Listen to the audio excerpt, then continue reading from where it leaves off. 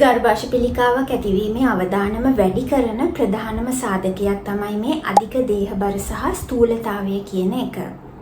ඉතින් මේ අධික දේහබර හා ස්ථූලතාවය කියන එක රෝග රාශියකට බලපානවා කියලා දැනත් කාන්තාවන් තවමත් එක්සර්සයිස් කරන්නේ නැත්තේ ඇයි කියන එක ගැටලුවට කාරණාවක්. ඉතින් මේ සම්බන්ධයෙන් මම පොඩි පරීක්ෂණයක් කරා.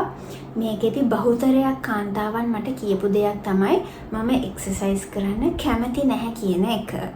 ඉතින් මේක බලන ඔයා තවමත් එක්සර්සයිස් කරන්නේ නැත්නම් ඒකට හේතුව මොකක්ද කියලා පහලින් කමෙන්ට් එකක් දාන්න. ඉතින් එක්සර්සයිස් රූටීන් එකක් පටන් ගන්නකොටම ව්‍යායාම් කරන්න කැමති කාන්තාවන් ඉන්නේ අතේ ඇඟිලි ගණනටත් වැඩිය අඩු ප්‍රමාණයකින්. එයාලට එක දවසක් එක්සර්සයිස් කරන්න බැරි වුණත් නිකන් මුළු දවසම අවුල්. බහුතරයක් කාන්තාවන් මේ එක්සර්සයිස් කරන්න මුලදී කැමතිම නැහැ. නමුත් ටික කාලයක් ගියාට පස්සේ එයාලා අනිවාර්යයෙන්ම එක්සර්සයිස් කරන්න කැමති වෙනවා. ඉතින් මේ එක්සර්සයිස් කරන්න අකමැති කාලේ ඉඳලා එක්සර්සයිස් කරන්න කැමති කාලයේ දක්වා තියෙන මේ කාල පරාසය අපිට කොටස් 4කට වෙන් කරන්න පුළුවන්. පළවෙනි ස්ටේජ් එක තමයි මම එක්සර්සයිස් කරන්න කැමති නැහැ කියන ස්ටේජ් එක. ඒක ගැන හිතනකොටත් මගේ ඔළුව රිදෙනවා. එක්සර්සයිස් කරාට පස්සේ මගේ ඇඟ මෙච්චර රිදෙනවට මම කැමති නැහැ. අන්න ඒ වගේ ඉන්න ස්ටේජ් එක. නමුත් එයාලා දන්නවා මේ එක්සර්සයිස් කරනවා හැරෙන්න එයාලට විකල්පයක් නැහැ කියන එක. ඒ නිසා එයාලා එක්සර්සයිස් කරන එක නතර කරන්නේත් නැහැ. ඊළඟට දෙවෙනි ස්ටේජ් එකේදී වෙන්නේ තවමත් එක්සර්සයිස් කරන්න කැමති නැහැ. නමුත් එයාලට චූටි රිසල්ට් එකක් පේන්න ගන්නවා. ඒ කියන්නේ බර චුට්ටක් විතර අඩු වෙලා එයාලට පේනවා.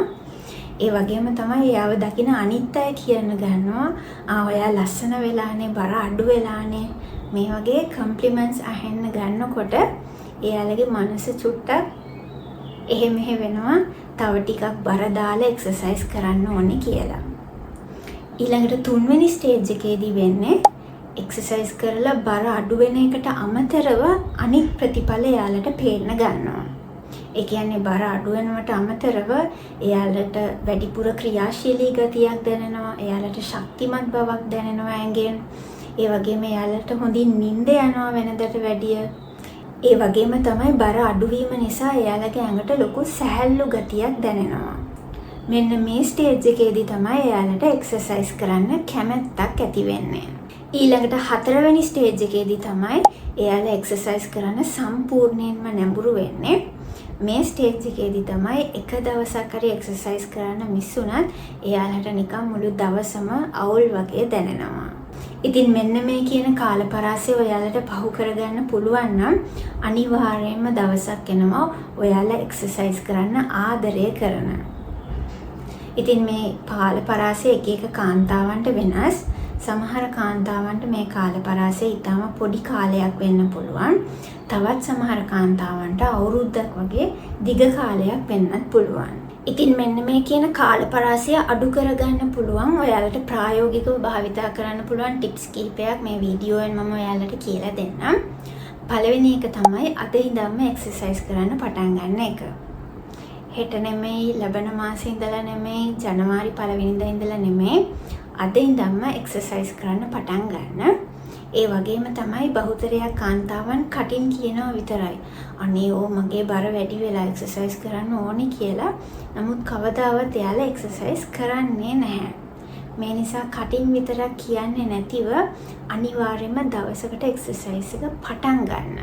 ඊළඟට තුන්වෙනි කාරණාව තමයි everyday rule එක. ඒ කියන්නේ හැමදාම නොකඩවා එක්සර්සයිස් කරනවා කියන එක. ඉතින් බහුතරයක් කාන්තාවන් කියන්නේ මම ඔෆිස් යනවා, මට පොඩි ළමයි ඉන්නවා, එක්සර්සයිස් කරන්න වෙලාවක් නැහැ කියන එක. මේකට කරන්න පුළුවන් හොඳම විසඳුම තමයි දවසට පැය භාගයක් කලින් නැහැරෙන එක. වැඩි වෙලාවක් ඕනේ නැහැ, පැය භාගයක් හොඳටම ඇති. හැමදාම ඒ වෙලාවට එක්සර්සයිස් කරන්න.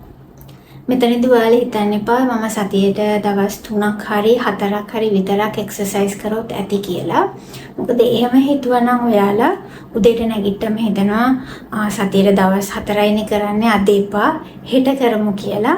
අන්න එහෙම කම්මැලි වෙලා යනවා. මේ නිසා හැමදාම උදේට පැය භාගයක් එක්සර්සයිස් කරනවා කියලා හිතා ගන්න. ඊළඟ කාරණාව තමයි මේක ඔයාලගේ දෛනික ජීවිතයේ පුරුද්දක් බවට පත් කරගන්න එක.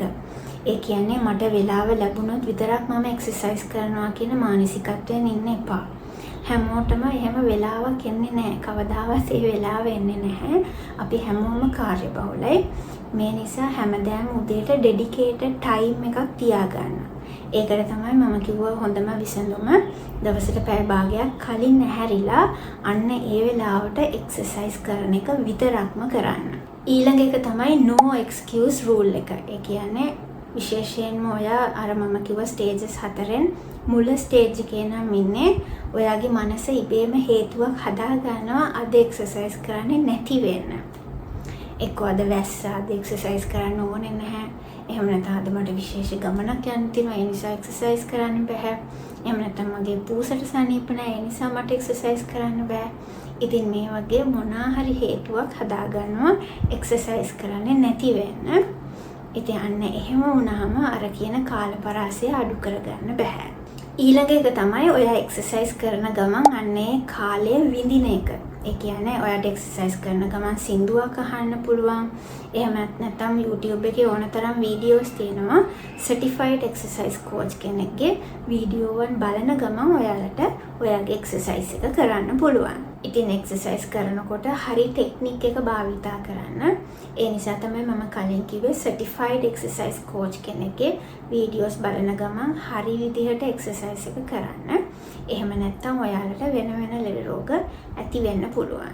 ඊළඟ එක තමයි හැමදාම එකම එක්සර්සයිස් જાතිය කරන්න එපා. ඔයාලට කම්මැලි හිතෙනවා.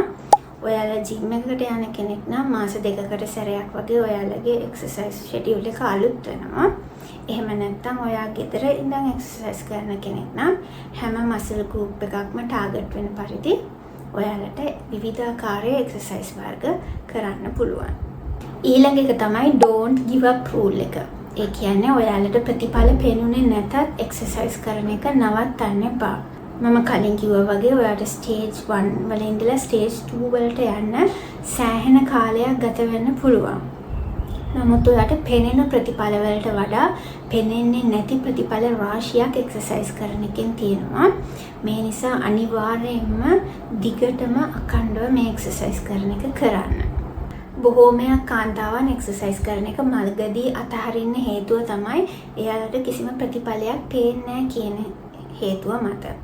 නමුත් අර මම කලින් කිව්වා වගේ ඔයාලා short term goals නෙමෙයි long term goals තියාගන්න. ඒ කියන්නේ දිගු කාලීන ප්‍රතිඵල වලට focus කරන්න. කෙටි කාලීන එහෙම තිබුණොත් හොඳයි. තිබුණේ නැතත් දිගු කාලීන ප්‍රතිඵල වලට focus කරන්න. ඔයා ස්ටේජ් 1 2 3 4 කියන මොන ස්ටේජ් එකේ හිටියත් එක්සර්සයිස් කරන එකේ ප්‍රතිඵල ඔයාගේ ඇඟට ලැබෙනවා. මේ නිසා මුලදී හිමිහිට පටන් අරගෙන පොඩ අපි එක්සර්සයිස් කරන ප්‍රමාණය සහ තීව්‍රතාවය වැඩි කරමු. මම ගිය සතියේ වීඩියෝවේ සඳහන් කරා වගේ 120ක් තමයි එක්සර්සයිස් කරන එක ඔයාගේ දේහ බරට බලපාන්නේ. 80%ක්ම බලපාන්නේ ඔයා කන කෑම ටික. මේ නිසා අනිවාර්යයෙන්ම ඔයා ඒ වීඩියෝ බලුවේ නැත්නම් මෙතනින් බලලා ඉන්න. ලබන සතියේ එහෙනම් තවත් වීඩියෝවකින් අපි හමු වෙමු.